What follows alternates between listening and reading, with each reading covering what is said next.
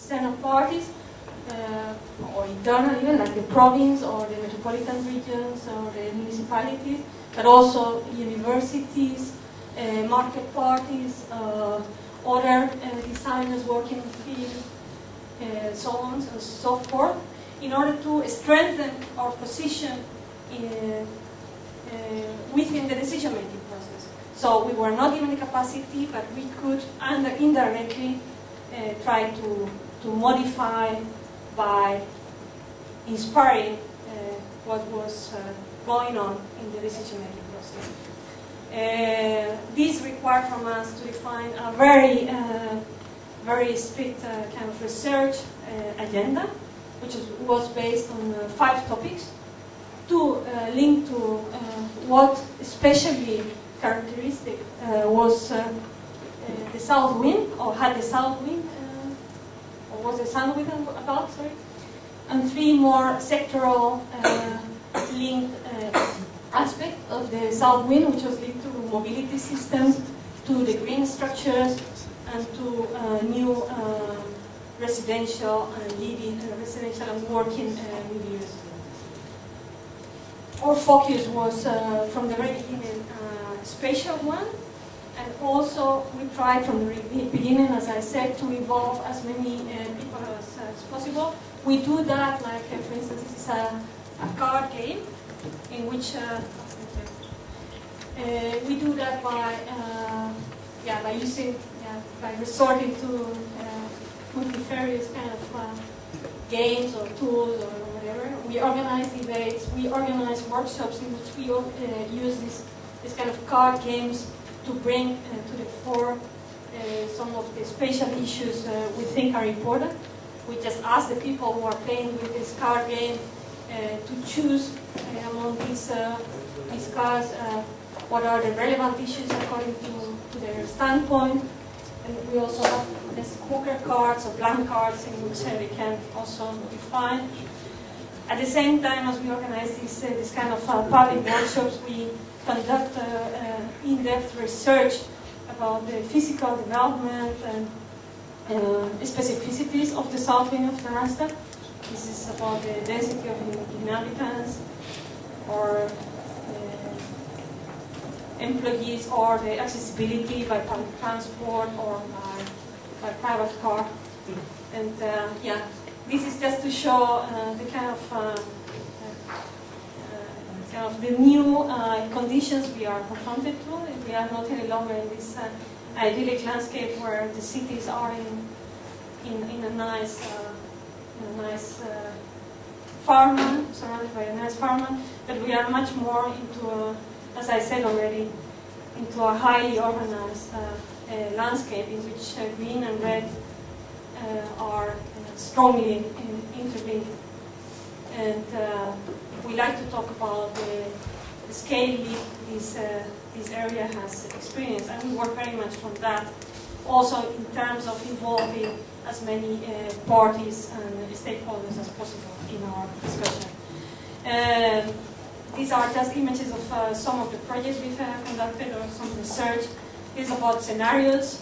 So we've been building scenarios with the help of experts, and also kind of supported by kind of public meetings. These are just images which, funny enough for us, this is when David invited us to come here and to talk about the strength or the power design can have in any kind of participatory or planning process. We were thinking about all these collages because they were extremely successful. I mean, it's like as designers, we produce continuously graphic material, which turns out to be very helpful for other departments within the province. So, what I said already, we organized work sessions with expert market. There was already a meeting between the Northvleugel and the Zuidvleugel. Sorry to disappoint you. We had already a couple of meetings with them. But as I say, we are not so much embedded into the institutional context as the Northvleugel is. We are kind of free riders. And, We organize excursions also. It's not just about through the GIS databases or through drawings.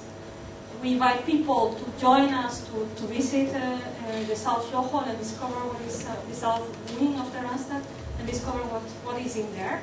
So we made one to the coast, another one to the what we call the in-between area between Den Haag and Rotterdam.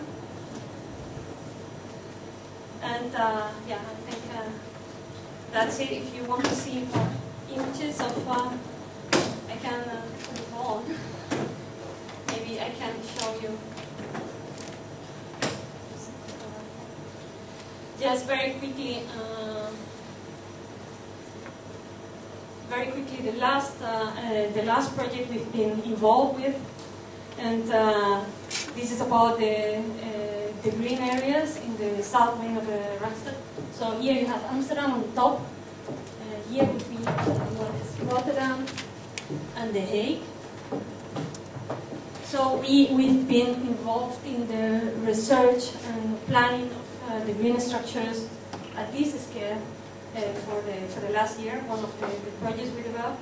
So the way we have of working, we look at what are the spatial demands on the area, what are the dynamics in terms of, for instance, in this case of agriculture, how agriculture is doing, because agriculture is actually the biggest occupier of ground. We look at how policy is changing. We look at the multiplexity of these areas. So it's not just about green, it's not just about a color, it's also about logics of organization, infrastructure, farming, ecology. So we try to kind of analyze and inventory the multiple sides the green areas have, but also working and living milieux. So here are some of the inventories we made. According to the building blocks we detected as important for the logics of these areas.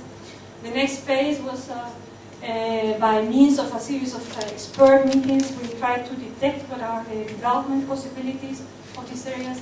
And this maybe has to do with this question that was formulated before, if designers are becoming more of PR facilitators. I think it's not just about what the designers are coming, it's about the complexity of the issues you deal with when you reach the regional scale. That you are not solving problems any longer, you are rather kind of detecting what are possibilities. And these possibilities are, they lack evidence. These possibilities are PR. You cannot communicate them or PR. So we developed these maps to analyze the development possibilities, then we look for synergies and overlapping between these development possibilities. So where you could take maximum advantage of combining functions in a place. So these are, and down to the proposal of a kind of green network for the regional. For the region of the south. But I think I'm ready now.